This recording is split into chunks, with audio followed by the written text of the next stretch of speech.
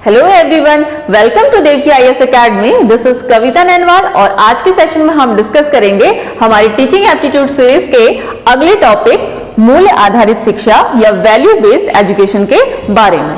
तो value based education को समझने से पहले हम ये जान लें कि वैल्यू या फिर मूल्य होते क्या हैं। मूल्य यानी वैल्यू, अगर इस शब्द की बात करें तो जो उसकी उत्पत्ति हुई है, जो कि अपने आप में एक अंग्रेजी भाषा का शब्द है, लेकिन ये शब्द बना है वोल्ड या फिर वॉलेयर से, ठीक है, जिसका मतलब क्या होता है कीमत, गुण या विशेषता, यानी कि किसी भी चीज की क्या कीमत है, यानी कि उसको दाम के संदर्भ में लिया जा सकता है, या गुण उसकी क्वालिटीज क्या है, या फिर उसकी क्या कैरेक्टरिस्टिक्स या फिर विशेषताएं हैं। तो ये हमारा वैल्यू का यहाँ पर जो डिक्शनरी में आपको वर्ड का मीनिंग मिलेगा वो रहा। तो अगर हम मूल्य का यहाँ पर जिस संदर्भ में हम यहाँ पर बात कर रहे हैं उसमें समझे तो मूल्य क्या है, व्यक्ति की कल्याणकारी इच्छाएं, आकांक्षाएं मूल्य हैं। अर्थात ये मूल्य वह है जो मानव की इच्छा की पूर्ति करता है। अब वैसे तो मानव की कई सारी इच्छाएं होती हैं, लेकिन हर एक इच्छा, हर एक आकांक्षा को हम यहाँ पर मूल्य नहीं कह सकते। जो मानव की कल्याणकारी इच्छाएं होती हैं या आकांक्षाएं होती हैं वही क्या कहलाती हैं, मूल्य कहलाती है। यानी कि वो जो स्वयं के, समाज के, देश के कल्याण के लिए जो भी सोचता है या विचार करता है वही क्या है, मूल्य है।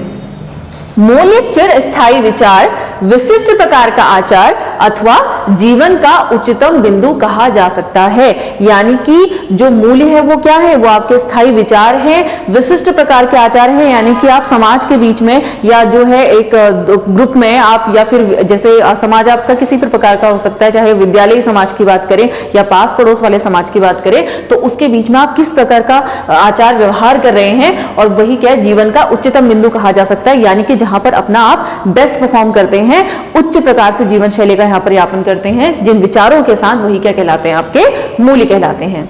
अगर हम डेफिनेशंस देखें, ऑलपोर्ट के अनुसार यहाँ पर मूल्य क्या है, मूल्य एक विचार है जिस पर व्यक्ति वरीयता से कार्य करता है। क्योंकि हर किसी के अपने अपने एक विचार होते हैं, अपने सिद्धांत होते हैं, और उसी को बेस बना करके कोई व्यक्ति क्या करता है, कार्य करता है, उसको वरीयता बनाकर, यानी कि उसको एक प्रायोरिटी में रखकर जिसे फॉलो करता है, वही क्या है, एक वो आपके क्या कहलाते हैं, मूल्य कहलाते हैं अकॉर्डिंग टू ऑलपोर्ट।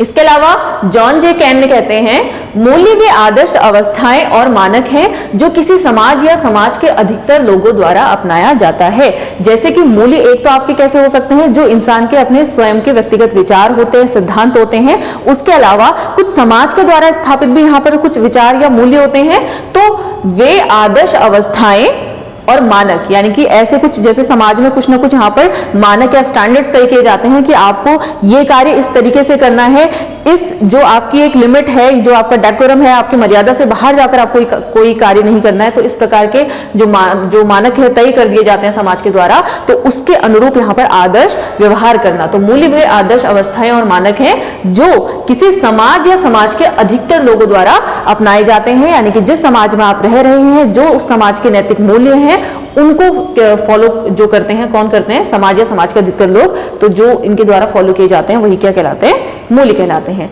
इसके अलावा लूमीज और लूमीज की अगर हम बात करें, उनके अनुसार मूल्य व्यवहार निर्धारक कारक हैं। यानी कि मूल्य ही आपके व्यवहार का निर्धारण करते हैं। यानी कि जिस प्रकार के आपके मूल्य होंगे उसी प्रकार का आपका व्यवहार होगा। यानी कि व्यवहार का निर्धारण करने का कार्य भी मूल्य करते हैं। तो ये कुछ डेफिनेशंस रही। इसके अलावा अगर हम मूल्य शिक्षा को समझें, अभी तक हमने जाना कि मूल्य वास्तव में है क्या, मूल्य क्या है, मूल्य एक प्रकार के विचार हैं जो किसी व्यक्ति द्वारा या फिर एक समाज द्वारा यहाँ पर फॉलो किए जाते हैं, या फिर उसके अनुसार जो व्यवहार किया जाता है वो आपके मूल्य है।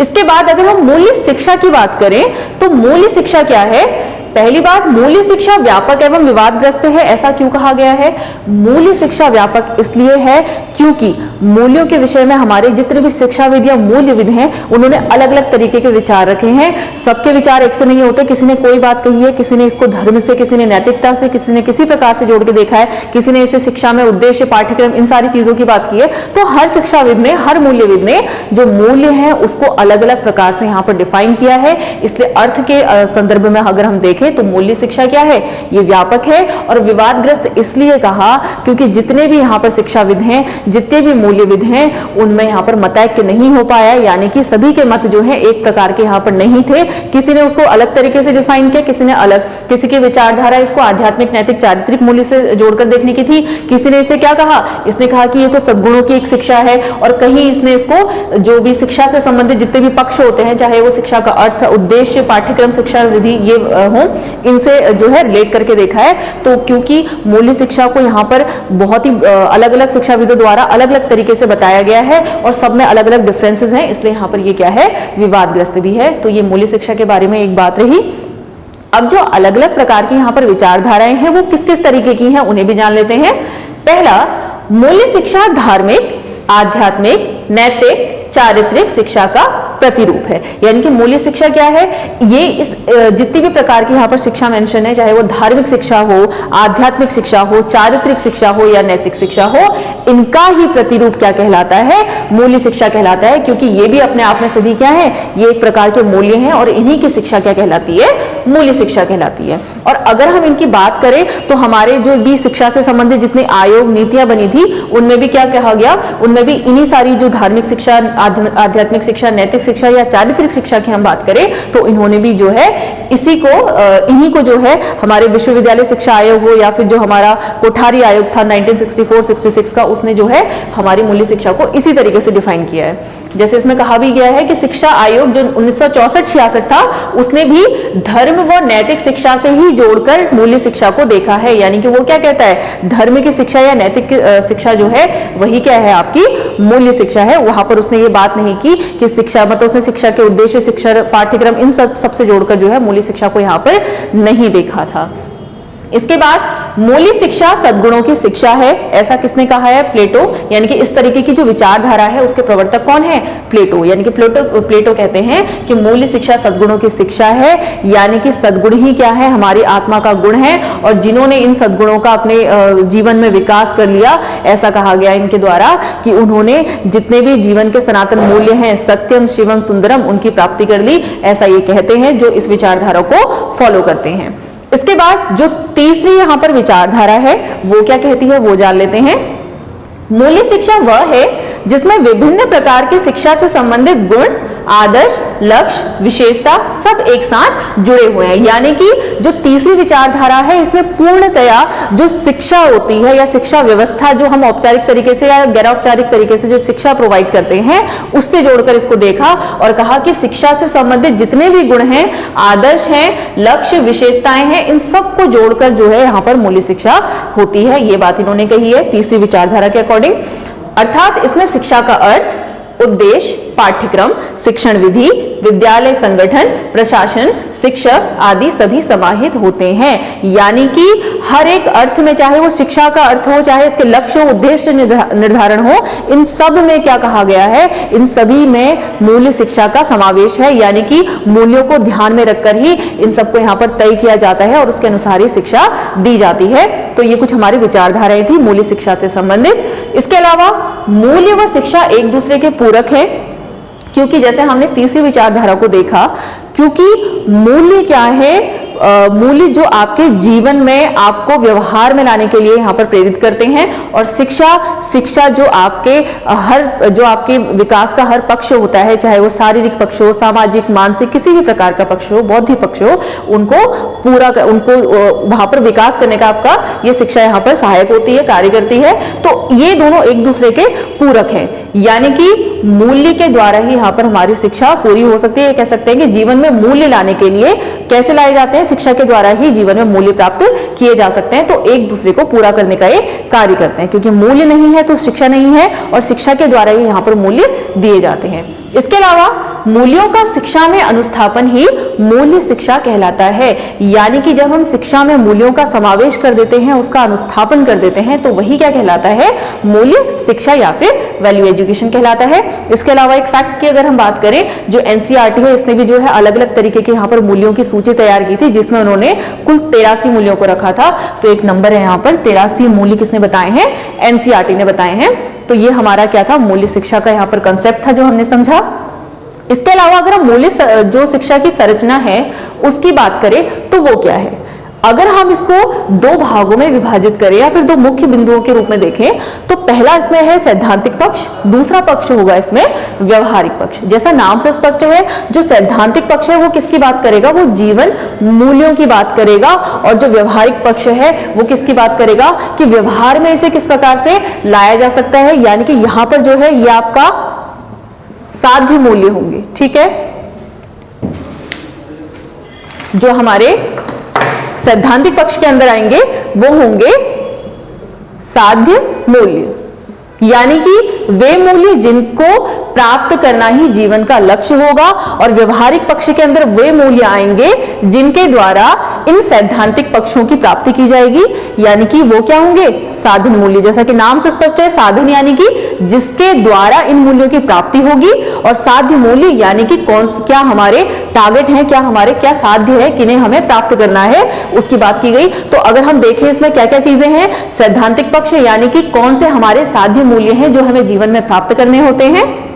शारीरिक पक्ष, ठीक है, शारीरिक पक्ष मतलब शारीरिक रूप से व्यक्ति का विकास इस प्रकार से हो एक आदर्श रूप में, तो ये आपका हो गया शारीरिक पक्ष। उसके अलावा बौद्धिक पक्ष, मनुष्य का बौद्धिक पक्ष का विकास की बात की गई। इसके अलावा नैतिक पक्ष, जो कि आपका मुख्य रूप से जो हमने मूल्य शिक्षा की बात की है उसमें जो है आपका नैतिक पक्ष बहुत ही इंपॉर्टेंट है। इसके अलावा धार्मिक पक्ष का विकास किस प्रकार से हो, आध्यात्मिक पक्ष, मानवीय पक्ष यानी कि मानवीय व्यवहार, समाज के बीच में जो है मानव किस प्रकार से व्यवहार करता है, किस प्रकार से वो मानवीयता का प्रदर्शन करता है। आर्थिक पक्ष यानी कि समाज में रहते हुए किस प्रकार से मनुष्य अपना आर्थिक विकास कर सके। व्यावसायिक रूप से किस प्रकार से वो सफल हो। सौंदर्यात्मक, ठीक है, सौंदर्यात्मक का अर्थ केवल यहाँ पर बाहरी सुंदरता से नहीं है, मानसिक और आत्मिक सुंदरता किस प्रकार से मनुष्य प्राप्त करे। मनोरंजनात्मक, और उसके अलावा सामाजिक पक्ष यानी कि जैसा कि हम जो मूल्यों की बात हम लगातार कर रहे हैं वो मूल्य किससे संबंधित है, हमारे किस प्रकार से हम समाज के बीच में रहते हुए समाज के मूल्यों को फॉलो करते हुए यहाँ पर व्यवहार करते हैं, तो सामाजिक पक्ष का यहाँ पर विकास की बात। इसके अलावा वैज्ञानिक पक्ष, राजनीतिक पक्ष, राष्ट्रीय पक्ष यानी कि राष्ट्र के हित में किस प्रकार से हमारे नैतिक मूल्य हो। इसके अलावा वैश्विक पक्ष भी ऐसे ही जैसे राष्ट्रीय पक्ष की हमने बात की, इसी प्रकार से वैश्विक पक्ष यानी कि विश्व स्तर पर जो है बंधुत्व की भावना का विकास कैसे किया जाए। तो ये सब हमारे क्या हो गए, हमारे सैद्धांतिक पक्ष या वो सारे मूल्य हो गए, वे सारे जीवन मूल्य हो गए जिनका विकास किया जाना आवश्यक होता है, और जिनका विकास किसके द्वारा किया जाता है, शिक्षा के द्वारा किया जाता है, ऐसा हमारे मूल्यविदों ने कहा है। यानी कि शिक्षा के द्वारा किया जाता है, तो शिक्षा के द्वारा किन किन चीजों के फॉर्म में यहाँ पर इसका विकास किया जाएगा, यानी कि कौन कौन से इसके व्यवहारिक पक्ष या फिर साधन पक्ष होंगे जिनके द्वारा इन साध्य मूल्यों का या जो भी आपके साध्य जितने भी यहाँ पर पक्ष थे, सैद्धांतिक पक्ष थे, इनका विकास किया जाएगा, वो यहाँ पर है। जैसे कि शिक्षा का उद्देश्य, जब भी कोई शिक्षा दी जाती है तो उसके पीछे कुछ ना कुछ उद्देश्य होता है, कुछ ना कुछ उद्देश्यों का निहितार्थ करके ही हम शिक्षा प्रदान करते हैं कि ये शिक्षा देने से बच्चे में इस प्रकार का विकास होना चाहिए। चाहे हम कोई भी विषय पढ़ाएं, मूल्य शिक्षा का अर्थ केवल यहां तक सीमित नहीं रह जाता कि हमने एक पुस्तक यहाँ पर छाप दी मूल्य शिक्षा या वैल्यू एजुकेशन नाम से और कक्षा में उस जो है बच्चों को पढ़ा दी। ठीक है, हर एक विषय जो होता है वो कहीं ना कहीं किसी न किसी प्रकार के मूल्यों का यहाँ पर जो है प्रतिस्थापन एक यहाँ पर शिक्षक के द्वारा बच्चों में करता है। तो हर एक सब्जेक्ट जो है कुछ ना कुछ पढ़ाता है। जैसे हम गणित की बात करें, गणित में क्या होती है, गणित में एक्यूरेसी होती है। ठीक है, हम और कह सकते हैं कि जैसे जोड़ने की बात करिए, जोड़ घटाना जो भी सिखा रहे हैं तो कहीं ना कहीं आप उसको लाइफ से लिंक कर सकते हैं। ठीक है, जैसे एक्यूरेसी यानी कि आप में जो है स्पष्टता होनी चाहिए, आपने जो भी कुछ बताया उसमें एक्यूरेसी होनी चाहिए। ठीक है, वैज्ञानिक पक्ष की अगर हम विज्ञान अगर हम पढ़ा रहे हैं उसकी बात करें तो विज्ञान में क्या होता है, विज्ञान में क्या होती है, क्रमबद्धता होती है, निरंतरता होती है, उसमें तर्क होते हैं। ठीक है, तो जीवन में भी आपके मूल्य ऐसे होने चाहिए जिनमें कुछ ना कुछ तर्क हो, तर्कहीन व्यक्ति को नहीं होना चाहिए। आप कोई भी कार्य करते हैं उसमें एक सिस्टमैटिक तरीके से वो किया जाना चाहिए, यानी कि क्रमबद्धता होनी चाहिए। तो आपके कितने भी आप विषय जो पढ़ाए, जो भी आप विषय यहाँ पर पढ़ते हैं उसमें केवल आप जो है वो फैक्चुअल चीजें नहीं समझते बल्कि जो है जीवन से संबंधित मूल्यों को भी यहाँ पर सीखते हैं। तो शिक्षा के उद्देश्य क्या होते हैं कि कोई भी जो सब्जेक्ट पढ़ाया जाना है उसके पीछे क्या उद्देश्य होंगे या किन मूल्यों का या फिर किन बातों का विकास ये बच्चे के अंदर करेगा, उसके अलावा पाठ्यक्रम भी इस प्रकार से तैयार किया जाता है कि वो बालक को समाज के अनुरूप तैयार करने में सहायता करे। उसके अलावा शिक्षण विधि, उपयुक्त शिक्षण विधि के द्वारा जो शिक्षा के उद्देश्य हैं वो बच्चों तक पहुंच पाए या वो सार्थक हो पाए, ऐसा जो है यहाँ पर प्रयास किया जाता है। और शिक्षक जो कि सबसे महत्वपूर्ण साधन है इस प्रक्रिया में, शिक्षण की प्रक्रिया में, जिसके द्वारा ही शिक्षक ही यहाँ पर जो है शिक्षक के द्वारा ही यहाँ पर काफी चीजें तय हो जाती है कि किस प्रकार से वो जो है पाठ्यक्रम को यहाँ पर बच्चों को पढ़ा रहा है, किस प्रकार से वो यहाँ पर शिक्षा प्रदान कर रहा है। तो शिक्षक एक महत्वपूर्ण पक्ष हो जाता है इस बात का कि किस प्रकार से शिक्षा के उद्देश्य जो है पूर्ण हो। इसके अलावा शिक्षार्थी, क्योंकि सीखने वाला शिक्षार्थी है जो कि आगे जाकर समाज के बीच में जाएगा और उन मूल्यों का निर्वहन करेगा, तो शिक्षार्थी भी इसका एक पक्ष हुआ, व्यवहारिक पक्ष है। इसके अलावा शिक्षा संस्था, यानी कि जिस संस्था के अंदर जो है बच्चों को वो शिक्षा दी जा रही है, तो वो भी एक महत्वपूर्ण इसका साधन है। इसके अलावा अनुसंधान के द्वारा भी जो है शिक्षा यहाँ पर जो है नैतिक शिक्षा को यहाँ पर विकसित किया जाता है, या जो नए नए इसके पक्ष हैं, जो वर्तमान समाज में किस प्रकार की शिक्षा दी जानी चाहिए वो कैसे पता कर सकता है। अनुसंधान के द्वारा ही लगातार जो है खोज हो या फिर अनुसंधान किए जाएं समय समय पर रिसर्चेस के द्वारा कि वर्तमान में मूल्यों का ह्रास क्यों हो रहा है, क्या चीजें हमें अभी करनी चाहिए जिससे कि जो है वर्तमान समाज में भी नैतिक मूल्यों का ह्रास ना हो, नैतिक मूल्य बने रहें, बचे रहें, और जो बच्चे हैं वो अभी भी जो है उनमें सांस्कृतिक या फिर जो राष्ट्रीय विकास की भावना है वो बनी रहे। तो ये अनुसंधान के द्वारा हो सकता है। इसके अलावा शिक्षा के हमारे जितने भी साधन होते हैं, चाहे वो गैर औपचारिक शिक्षा हो, औपचारिक शिक्षा हो या फिर अनौपचारिक शिक्षा हो, इसके द्वारा क्या हो सकता है, इसके द्वारा जो भी नैतिक मूल्य हैं वो बच्चों तक या हमारे आने वाले समाज तक दिए जा सकते हैं। इसके अलावा पुस्तकें, ठीक है, पुस्तकों में जो भी कंटेंट होगा, जो भी बच्चों को पढ़ाया जाएगा, वो किस प्रकार से यहाँ पर नैतिक शिक्षा का ट्रांसफर करते हैं आने वाले समाज में। तो ये सारे हमारे क्या हो गए, साधन मूल्य, जिनके द्वारा इन साधन मूल्यों को प्राप्त किया जा सकता है। ठीक है, अगर मूल्यों के प्रकार की बात करें, वैसे तो अगर हम सिलेबस के अकॉर्डिंग देखें तो उसने मुख्य रूप से दो यहाँ पर प्रकार डिस्कस करने की बात की है। एक होता है वैयक्तिक मूल्य, एक होता है सामाजिक मूल्य, लेकिन उसके अलावा भी कुछ मूल्य हैं जिनको हम समझ लेते हैं उनका अर्थ क्या है। सैद्धांतिक मूल्यों की अगर हम बात करें तो सत्य आधारित कार्यों में रुचि लेना, यानी कि ऐसे कार्य जो कि बिल्कुल सत्य पर आधारित हो। जैसे आपके कुछ मूल्य होते हैं कि चाहे कुछ हो जाए मैं झूठ नहीं बोलूंगा, ठीक है, जो बिल्कुल सत्य को पकड़ करके रखते हैं कि चाहे यहां से मेरा नुकसान हो या फायदा हो लेकिन मुझे सत्य ही बोलना है। तो सत्य आधारित कार्यों में जो रुचि लेगा उसके अंदर किस प्रकार के मूल्य होंगे, सैद्धांतिक मूल्य। इसके अलावा आर्थिक मूल्यों की बात करें तो उपयोगी, व्यवहारिक तथा द्रव्य जनित कार्यों में रुचि लेना, यानी कि क्या चीजें यूजफुल है, क्या चीजें आपके व्यवसाय से संबंधित है, जो वहां पर बेनिफिट कर सकती है, वो आपके अर्थ को जो है आर्थिक रूप से जो आपको प्रोग्रेस यहां पर करवाएगी, वो क्या हो गया, आपके आर्थिक मूल्य, आर्थिक संदर्भ में ये हो गए आर्थिक मूल्य। ठीक, इसके अलावा जो सौंदर्यात्मक मूल्य है उनकी बात करें तो कलात्मक पहलुओं में रुचि, यानी कि जो आर्टिस्टिक चीजें हैं उनमें जो रुचि लेने वाले जो व्यक्ति होंगे उनके अंदर किस प्रकार के मूल्य होंगे, सौंदर्यात्मक मूल्य। जैसे कि हमारे जो कलाकार होते हैं, चाहे वो संगीत के कलाकार हो या फिर जो पेंटिंग कर रहे हैं, अन्य जो भी किसी भी प्रकार की कला से संबंधित जो व्यक्ति होते हैं उनके अंदर ये निहित होते हैं। तो इसके अलावा सामाजिक मूल्य, जो कि हम थोड़ा सा और डिस्कस करेंगे। सामाजिक मूल्य जो कि दूसरों की सहायता में रुचि लेना, क्योंकि मनुष्य समाज का एक हिस्सा है और हम सभी जो मनुष्य होते हैं कहीं ना कहीं एक दूसरे पर निर्भर करते हैं। तो अगर हम दूसरों के हित के बारे में सोच रहे हैं, दूसरों की सहायता कर रहे हैं, तभी हम अपेक्षा कर पाएंगे कि वहां से भी हमें जो है समान व्यवहार देखने को मिलेगा। तो दूसरों की सहायता में रुचि लेना, इस प्रकार के जो मूल्य होंगे वो किसमें आएंगे, सामाजिक मूल्य में। इसके अलावा राजनीतिक मूल्य की अगर हम बात करें, पद, प्रभुत्व तथा शक्ति रखने में रुचि लेना। जैसे कि हमारे समाज में कुछ व्यक्ति ऐसे होते हैं जो जिनमें क्या होती है, एक नेतृत्व करने की क्षमता होने के साथ साथ एक उनमें ऐसा गुण होता है कि वो जो है अपने समाज को आगे ले जाने के लिए आगे आना चाहते हैं। ठीक है, तो इस प्रकार की जो रुचि रखते हैं, जिनमें पद की आकांक्षा हो, जिनमें प्रभुत्व की आकांक्षा हो, जो शक्ति रखने की यहाँ पर जो रुचि लेते हैं, वो क्या उनके अंदर किस प्रकार के मूल्य होंगे, राजनीतिक मूल्य। जैसे कि अगर हम पूर्व समय की बात करें तो जितने भी हमारे जैसे राजा या जो बड़े पद पर अधीन अधिकारी होते थे तो उनकी बात की गई है। इसके अलावा धार्मिक मूल्यों की बात करें तो आध्यात्मिक कार्यों में रुचि लेने वाले, यानी कि जैसे भक्ति, भजन इत्यादि में जो रुचि लेते हैं उनके उनमें कौन से मूल्य यहाँ पर संबंधित होते हैं धार्मिक मूल्य, यानी कि धर्म से संबंधित मूल्य, चाहे वो किसी धर्म का हो।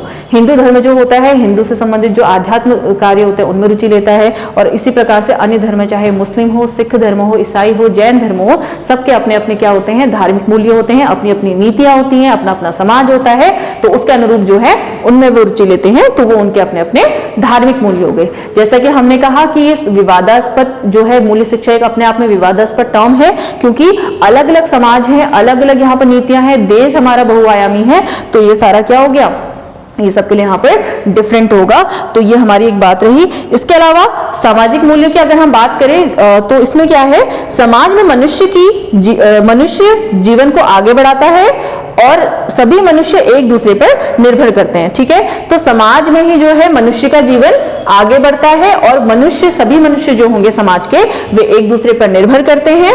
पूर्ण समाज किस प्रकार समाज के प्रति व्यवहार कर रहा है, पूर्ण समाज यानी कि समाज का हर एक जो व्यक्ति है वो समाज के बीच में रहते हुए किस प्रकार से व्यवहार कर रहा है और उसका क्या कर्तव्य है और वह कैसे व्यवहार करता है, क्या क्या उसके समाज के प्रति कर्तव्य है, या एक मानव के नाते उसके क्या क्या कर्तव्य होने चाहिए और किस प्रकार से वो समाज के बीच में रहते हुए व्यवहार कर रहा है।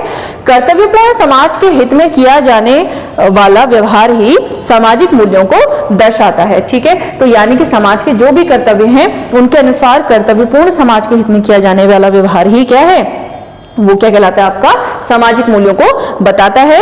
ये समाज की उपज है, यानी कि जो सामाजिक मूल्य है समाज की उपज है, क्योंकि समाज के द्वारा जो यहाँ पर स्थापित नीतियां हैं या मूल्य हैं उन्हीं को जो फॉलो करते हैं वही क्या कहलाते हैं, आपके सामाजिक मूल्यों को जो फॉलो करने वाले लोग हो गए। ठीक है, तो इसलिए यहाँ पे क्या कहा गया कि समाज की उपज है। ठीक है, क्योंकि जैसे हम हिंदू समाज की बात करें तो हिंदुओं ने जो भी नियम यहाँ पर तय कर दिए उसको फॉलो करने वाले सभी जो भी हिंदू जो भी आपके फॉलोअर्स हैं। ठीक है, और अगर मुस्लिम समाज की बात करें तो मुस्लिम समाज के द्वारा स्थापित जितने भी नियम और मूल्य हैं उनको फॉलो करने वाले जितने भी यहाँ पर मुस्लिम धर्म समुदाय के लोग हैं तो वो हर एक को फॉलो करते हैं। और ये बनाए किसने, हिंदू धर्म के जो है, हिंदू धर्म के जो भी संस्था के जो भी हमारे जो अब आप कह सकते हैं कि जिन्होंने जो इसके प्रवर्तक होते हैं, ठीक है, जो इसको धर्म को आगे बढ़ाते हैं, ठीक है, उन्होंने बनाया है। तो कहीं ना कहीं किसके द्वारा स्थापित है, समाज की उपज है, यानी कि समाज के बीच रहते हुए समाज के कुछ लोगों ने इसको बनाया हुआ है और इसका संबंध संपूर्ण समाज से है, यानी कि जिस भी जो समाज से आप संबंध रखते हैं वहां से इसका मतलब है। ठीक है,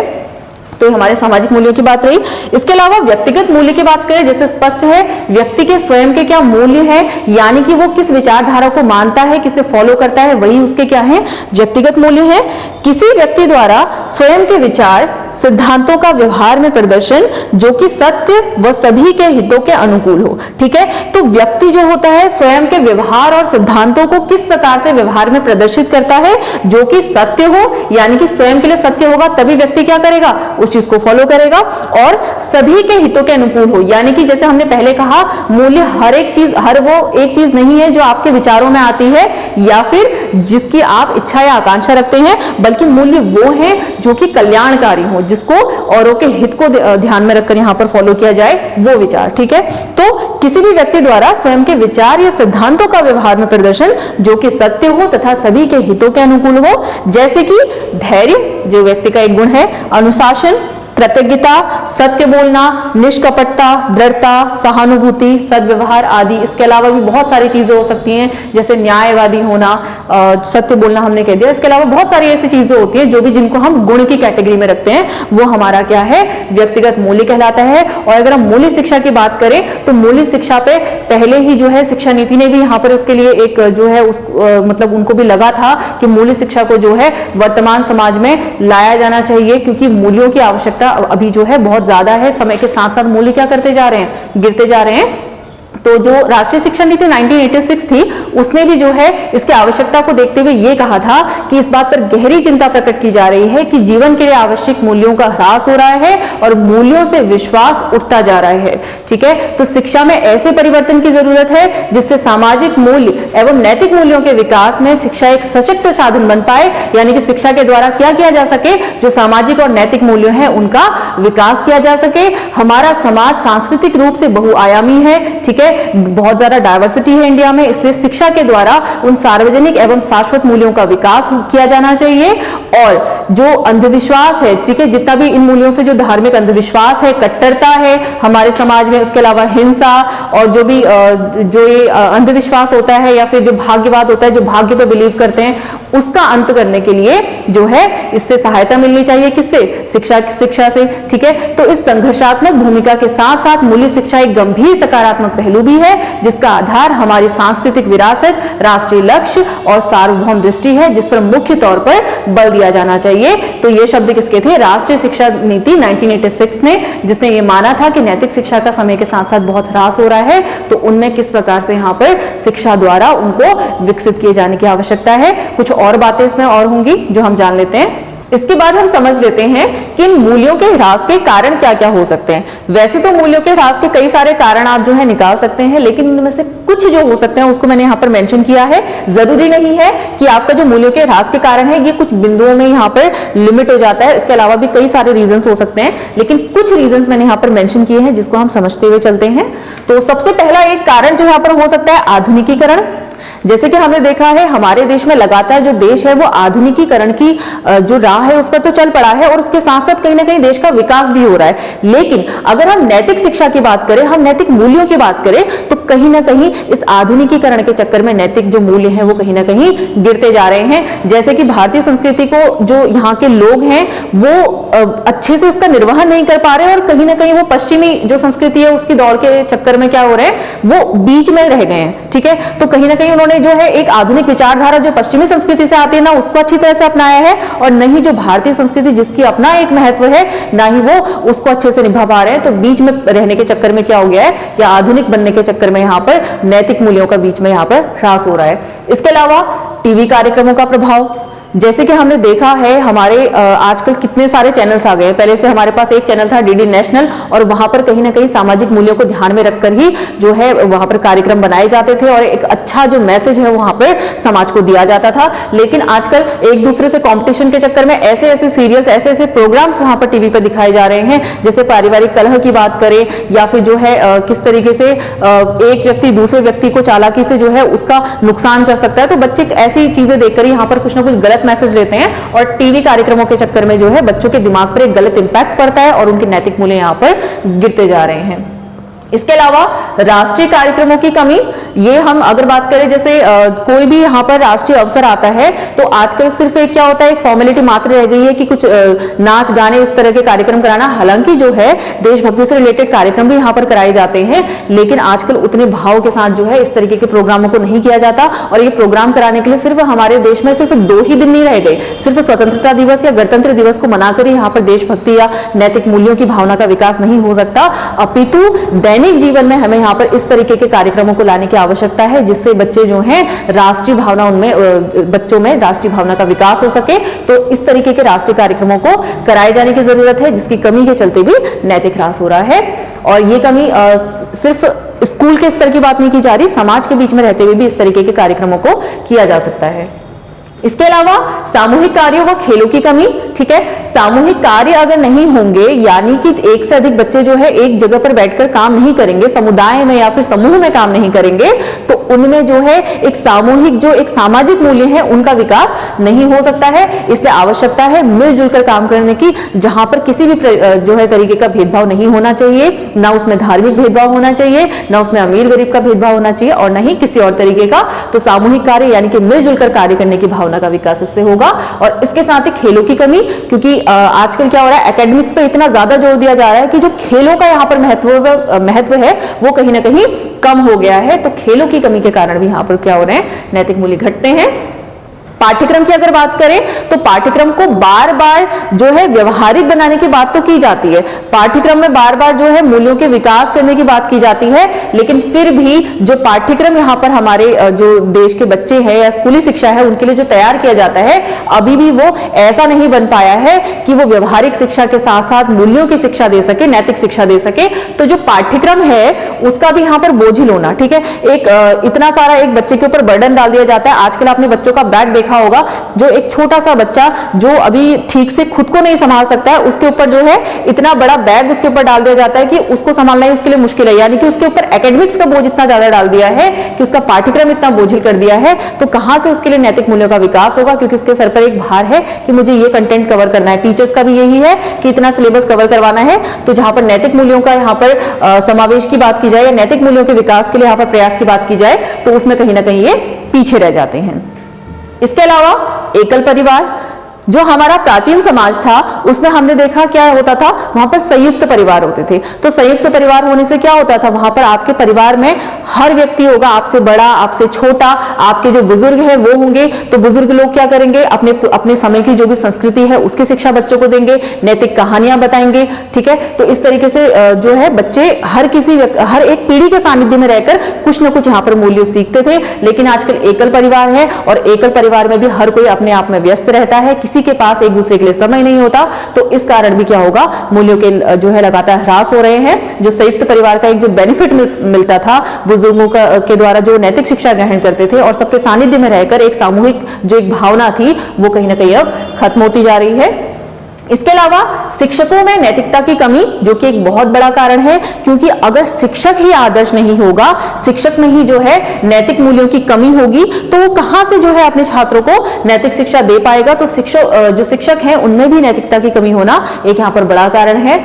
इसके अलावा धार्मिक असहिष्णुता, ठीक है। तो लगातार हमने देखा है कि भले ही हम कितना भी यहाँ पर लोगों को शिक्षित कर ले, लेकिन जो धार्मिक भेदभाव है वो अभी भी जो है हमारे देश में उतना खत्म नहीं हो पाया है। अभी भी आपने देखा होगा, छोटी सी कोई बात हो जाती है, मंदिर मस्जिद को लेकर यहाँ पर जो है हिंदू मुस्लिम में लड़ाई हो जाती है, ठीक है। तो कहीं ना कहीं धार्मिक असहिष्णुता जो है हमारे समाज में नैतिक मूल्यों की कमी का एक बड़ा कारण है, ठीक है। तो इसके अलावा भी बहुत सारे ऐसे कारण हो सकते हैं, जो भी आपके मन में विचार आए, क्योंकि मैंने पहले भी कहा है इसमें कुछ चैप्टर्स ऐसे होंगे जिनमें आपको कंसेप्ट समझना है, जिसका कोई कंटेंट लिमिटेड नहीं है, ठीक है। तो इस तरीके से कोई भी आपको बस ये ध्यान रखना है, जब आपको क्वेश्चन पूछा जाएगा और आप आंसर करेंगे तो आपको ये ध्यान रखना है कि शिक्षक एक आदर्श व्यक्तित्व के रूप में उस सिचुएशन में कैसे व्यवहार करेगा, ठीक है। उसको ध्यान में रखते हुए आपको आंसर करना है। तो कुछ ये कारण रहे मूल्यों के ह्रास के। इसके बाद शिक्षा के द्वारा हम कैसे मूल्यों को बढ़ा सकते हैं या मूल्यों का उन्नयन कर सकते हैं विद्यार्थियों में, ठीक है। उसको हम समझ लेते हैं कि क्या क्या चीजें पॉसिबल है यहाँ पर, जिनसे शिक्षक जो बच्चे हैं उनमें मूल्यों का विकास किया जा सकता है। विद्यालयों में नैतिक शिक्षा का वातावरण, ठीक है। तो स्कूल में एक ऐसा एनवायरनमेंट क्रिएट करना होगा, जैसे कक्षा के लिए कुछ नियम बना दिए गए, ठीक है। जिससे कक्षा में कोई झगड़ा ना करे, अपने कक्षा की सफाई रखे, अपनी चीजों का ध्यान रखे, ठीक है। दूसरों से यहाँ पर सद्व्यवहार बनाए रखे। तो कुछ ऐसे नियम यहाँ पर तय कर दिए जाएंगे कक्षा के लिए, ना सिर्फ कक्षा के लिए बल्कि पूरे विद्यालय के लिए, कि विद्यालय के भीतर रहते हुए आपको किस तरीके से यहाँ पर व्यवहार करना है। तो विद्यालयों में इस प्रकार का एक वातावरण तैयार करके भी जो नैतिक शिक्षा है या फिर जो मूल्य हैं उनका उन्नयन किया जा सकता है। इसके अलावा सामूहिक कार्य, क्योंकि हमने पहले भी डिस्कस किया कि सामूहिक कार्यों की कमी के कारण में नैतिक शिक्षा का ह्रास हो रहा है। जब दो लोगों का इंटरेक्शन या ग्रुप का इंटरेक्शन नहीं होगा तो कहां से वो जो है मूल्यों को विकसित करेंगे, क्योंकि हम समाज के बीच में रहकर ही जानते हैं कि हमारे समाज के प्रति क्या कर्तव्य बनते हैं। तो इसलिए सामूहिक कार्य यानी कि एक जो है सामूहिकता की भावना का विकास करके हम क्या कर सकते हैं, बच्चों में मूल्यों का यहाँ पर जो है उन्नयन कर सकते हैं। इसके अलावा राष्ट्रवादी कार्यक्रमों का आयोजन, जैसे कि हमने पहले भी कहा कि केवल वर्ष में 2 दिन मना करके स्वतंत्रता दिवस या गणतंत्र दिवस को सिर्फ 2 दिन यहाँ पर सेलिब्रेट करके हम मूल्यों को नहीं बढ़ा सकते, जबकि हमें क्या करना होगा, हमें समय समय पर ऐसे कार्यक्रमों का यहाँ पर जो है आयोजन करना होगा जिससे क्या हो, बच्चों को नैतिक शिक्षा दी जा सके, चाहे वो नाटक के माध्यम से हो या फिर ऐसी कोई एक्टिविटी यहाँ पर क्रिएट की जाए, जैसे उनको सामाजिक किसी कार्य के लिए भेज दिया जाए। जैसे एक डोनेशन कैंप आप लगा सकते हैं। डोनेशन कैंप में क्या करा जाए, बच्चों से कहा जाए कि उनके जो भी पुराने कपड़े हैं वो लाए जाएं और इस पर्टिकुलर दिवस पे यहाँ पर इस चीज को किया जा सकता है। इसके अलावा शिक्षा में मूल्यों का विनिवेश, ठीक है। तो शिक्षा में मूल्यों का विनिवेश से हमारा यहाँ पर क्या मतलब है कि एजुकेशन में मूल्यों को लाया जाए, किस रूप में, उसमें पाठ्य पुस्तक में इसको एक स्टोरी के फॉर्म में लाया जा सकता है। जैसे हमारे देश में अभी भी कितने सारे एग्जाम्पल हैं, जैसे महात्मा गांधी का ले सकते हैं, स्वामी विवेकानंद का ले सकते हैं, ठीक है। तो हर किसी मतलब बहुत सारे ऐसे व्यक्तित्व हैं जिनकी कहानियों को शामिल करके यहाँ पर मूल्यों का विकास किया जा सकता है। इसके अलावा समाज को शिक्षा में सम्मिलित करना, क्योंकि मूल्य हर प्रकार के होते हैं, व्यक्तिगत मूल्य, सामाजिक मूल्य। तो सामाजिक मूल्यों का विकास कब होगा? जब समाज के प्रति जो है अपने कर्तव्य को एक व्यक्ति समझेगा, एक छात्र समझेगा। तो समाज को भी यहाँ पर शिक्षा से जोड़कर, शिक्षा में सम्मिलित करके, जैसे क्या किया जाए, ऐसे जो है प्रोग्राम्स यहाँ पर ऑर्गेनाइज किए जाने चाहिए स्कूलों में, जहां पर समाज यानी कि जो बच्चों के परिवार है, सिर्फ परिवार ही नहीं, अगर आसपास के लोगों को भी आप इन्वाइट करके उस कार्यक्रम से जोड़ सकते हैं, यानी कि आप समाज में एकता लाने के लिए उनको जो है समूह में यहाँ पर जोड़ करके रख सकते हैं। तो इस प्रकार के आयोजन करके भी हम क्या कर सकते हैं? सामाजिक मूल्यों का विकास कर सकते हैं। इसके अलावा धर्म के सकारात्मक पहलुओं से अवगत कराना, ये कहीं से भी जो है धार्मिक असहिष्णुता को बढ़ावा नहीं देता। यहां पर हमने बात की है कि धर्म के सकारात्मक पहलुओं से यहां पर अवगत कराना है, क्योंकि हर धर्म में कहीं ना कहीं कुछ ना कुछ अच्छी बातें छिपी होती हैं। वो तो जो कुछ लोग इसका फायदा उठाना चाहते हैं, वो जबरदस्ती चीजों को तोड़ मरोड़ करके यहाँ पर गलत तरीके से पेश करते हैं और समाज में जो है एक नकारात्मक भाव को पैदा करते हैं। तो जरूरी है कि उसकी जो पॉजिटिव जो उसके साइड है उनको भी यहाँ पर बच्चों को बताना चाहिए। ठीक है, जैसे अगर हम हिंदू धर्म की बात करें तो वहां पर कहा गया है कि यत्र नार्यस्तु पूज्यते रमन्ते तत्र देवता, यानी कि जहां पर नारियों की पूजा होती है वहीं देवता निवास करते हैं। यानी कि यहां पर क्या मैसेज दिया जा रहा है कि स्त्री की रिस्पेक्ट करनी है। ठीक है, तो एक तरीके से यहाँ पर एक पॉजिटिव यहाँ पर इसका पॉइंट बताया गया है। इसी तरीके से हर धर्म में कुछ ना कुछ अच्छी बातें हैं, तो उनसे कैसे हम बच्चों को अवगत कराएं, ये तो एक उदाहरण रहा। इसके अलावा भी बहुत सारी चीजें यहाँ पर हो सकती हैं जो हर किसी धर्म से जुड़ी हैं।